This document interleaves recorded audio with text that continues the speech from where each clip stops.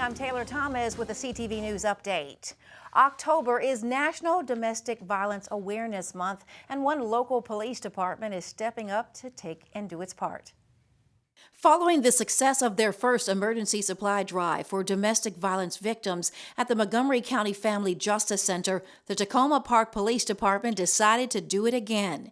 Kathy Plevy runs the campaign, and during COVID, she really noticed the need for children. Kids come in there and they need school supplies, they need backpacks, they need, books to read, new stuffed animals, just something to make them feel better. Here at the Tacoma Park Police Station, they have set up a donation box right here in their lobby. Now, this section of the building is open 24 hours a day, 7 days a week. This drive runs until November 4th, so you have plenty of time to make a donation. They're looking for school supplies, new school supplies. It could be anything, like this backpack that's filled with new paper, pads, pencils, and markers. Simply slip it in here and drop it off. The great thing is, if you want more information about the full listing of the items that they're looking for to help these families in need dealing with domestic violence, simply go to tacomaparkmaryland.gov/police and go to community services, and you'll see a listing right there. The great thing about this donation and the other boxes that will be collected between now and November 4th, it will go to the Montgomery County Family Justice Center, where the director there says it's desperately needed. Financial abuse and withholding of funds is a key element to domestic abuse and violence. It's a way for power and control. Victims also usually have the children, so they're denied access to things like gas for the car, groceries, winter coats, so that they can't go out in public. So these drives that are hosted by our different community partners are just so critical. Warren says when they first opened in 2009, they were servicing about 1,300 families a year. During COVID, that number jumped to over 1,500. And now she says they're on target to providing help to over 2,000 families this year. For more information about the Montgomery County Family Justice Center, you can call 240-773-0444. Again, the drive ends November 4th. A newly released poll indicates Democrat Wes Moore has increased his lead over his GOP rival Dan Cox. The University of Maryland Washington Post poll shows Moore with a 32% percentage point lead over the governor's race. The latest poll comes on the heels of one conducted by Goucher College last month that gave Moore a 22% percentage point lead. Cox, who is closely aligned with former President Trump, released a statement calling the survey, quote, a fake push poll that is tainted towards Moore. Governor Larry Hogan will be called as a witness in the federal fraud trial of Roy McGrath, his former chief of staff, McGarth that is. That's according to a filing of proposed questions for prospective jurors. One of those questions is, quote, does the fact that the governor of the state of Maryland will be a witness for the government affect your ability to be fair and impartial? McGrath's trial is scheduled to begin October 24th. He's also facing state charges, including 9 counts of violating the Maryland Wiretap Act. Just weeks before the issue goes to referendum in the November elections, a poll shows a large majority of registered voters in Maryland support legalizing the recreational use of marijuana. The results are overwhelming. 73% of Marylanders say they are in favor of legalizing weed. Supporters appear to be widespread across regions, educational levels, racial, partisan, and age groups. Earlier today, CTV asked residents to weigh in. Your thoughts about this? Doesn't matter, man. He doesn't care.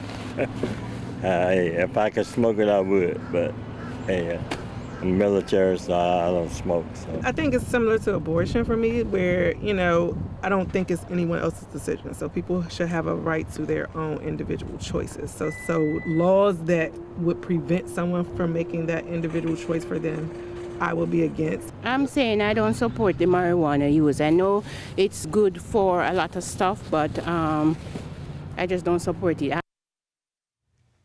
If the measure passes, Maryland would become the 20th state to legalize recreational use of the drug.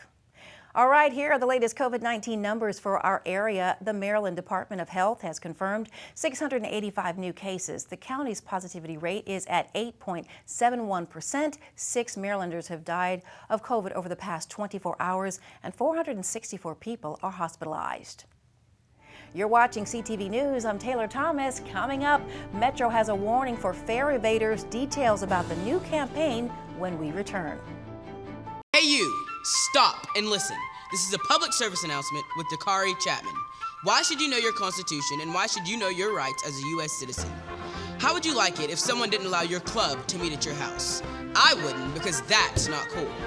How would you like to be tried without a jury? I wouldn't, because that's not cool. These things are not cool. Learn your rights as a U.S. citizen so you know what to do in these situations. Thanks for listening, and remember, it's an American thing, so learn it. Welcome back. More than a month after a Maryland man was murdered in the district, Metropolitan Police and federal law enforcement beef up a reward amount for information on the killer. A $55,000 reward is now being offered for the arrest and conviction of Avery Miller. According to police, Miller has been charged with the first-degree murder of Arye Wolf. The victim was completing a solar panel installation back on August the 10th when he was fatally shot. MPD says the U.S. Marshals, the FBI, and the ATF have all recently contributed to the additional reward money. The Montgomery County reprimand several county planning commissioners for inappropriate conduct in the workplace. An investigation revealed board chair Casey Anderson was operating an after-hours bar in his government office. According to WJLA, Anderson will lose 4 weeks of his salary. Vice Chair Partap Verma and Commissioner Carol Rubin will each lose 1 day of their salary for violations of commission policy. Metro is cracking down on Ferry Vaders. Customers will soon see these digital signs popping up across the system advising people to pay the fare before riding.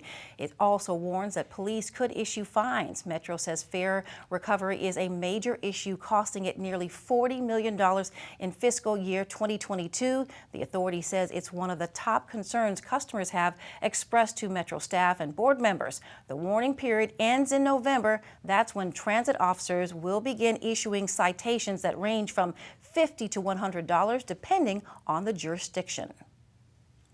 2 places of higher education located in the county are getting some major federal dollars. The University of Maryland will receive more than $603,000 in funds for its Upward Bound program. The university's initiative will help first-generation college students from low-income families pay for school. Meantime, Prince George's Community College will get more than $288,000 for its Veterans Upwards Bound program. The money will go towards supporting veterans in their post-secondary education pursuits. State Treasurer Derek Davis is selected for the Class of 2023 Rodell Fellowship Program. It's one of the signature leadership programs of the Aspen Institute, highlighting officials who have demonstrated an ability to work across partisan divisions and bring greater civility to public discourse. Davis is one of just 24 state and local leaders equally divided between Republican and Democrats to take part in the series of seminars held over a 2-year period. Still ahead of the week. Plus, basketball season is around the corner. We'll have a report right after the break. Even though we didn't grow up together, he's my favorite brother. Hey, sis. I'm the baby of the family, and he's the gentle giant. What you know about Port Georgia? Man, please, that's a classic. You know when they say people are a rare breed? Yeah, he's that. I'm sorry, I'll be back in a few hours. Don't worry, Shug, you know I'm for you. I know. Go get the football. That was my favorite memory. He was always for you. This is a true story of me, Bridget Floyd, and this guy, George Perry Floyd Jr., my big brother.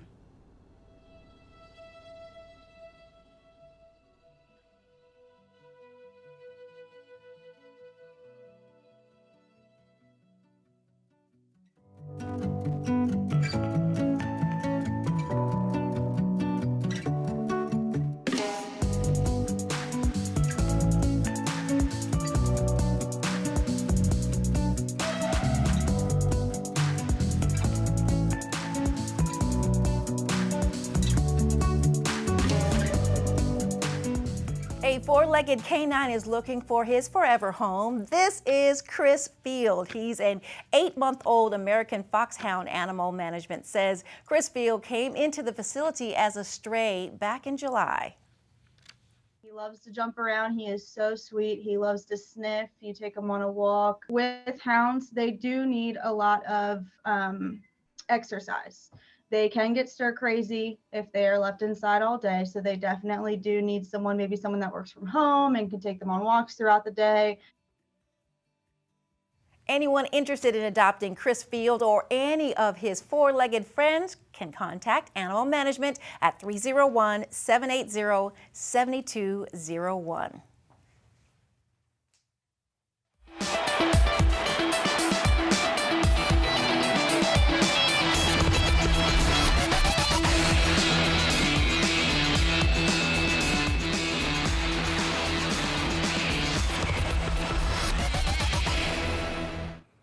Hey there, sports fans. October is here, which means college basketball season is on the horizon. As I reported last week, the CIAA announced its preseason picks, and the Bowie State women's basketball team is projected to finish 4th overall.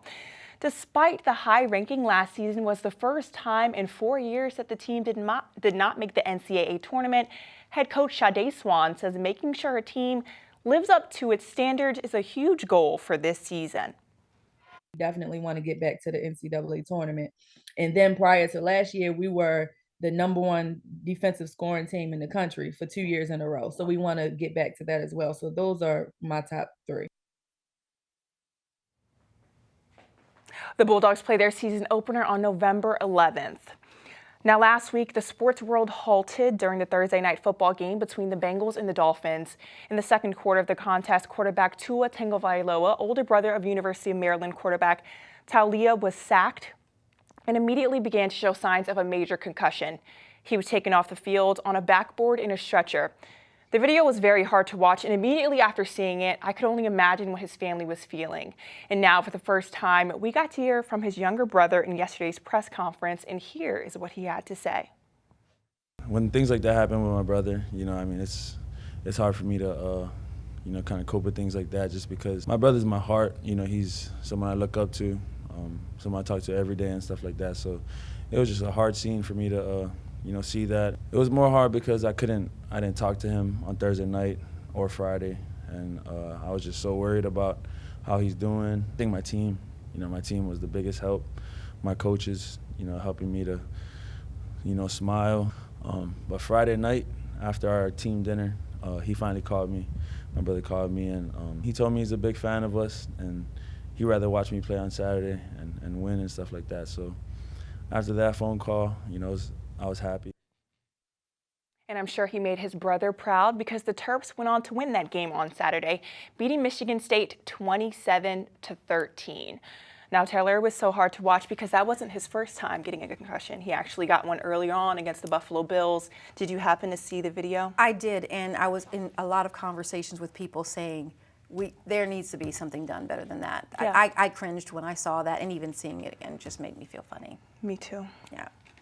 But go Terps. If we can say something positive, go Terps. Yes. All right, let's get a quick check on our 3-day weather forecast. Tonight, showers likely with a low around 48 degrees.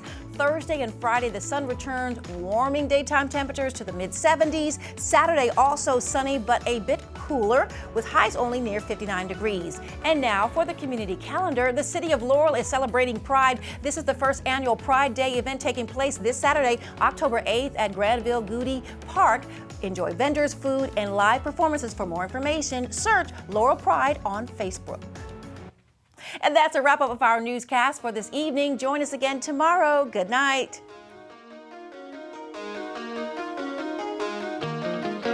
Being a father is an honor, a challenge, a duty, a celebration, and a testimony. I want to be legendary for you.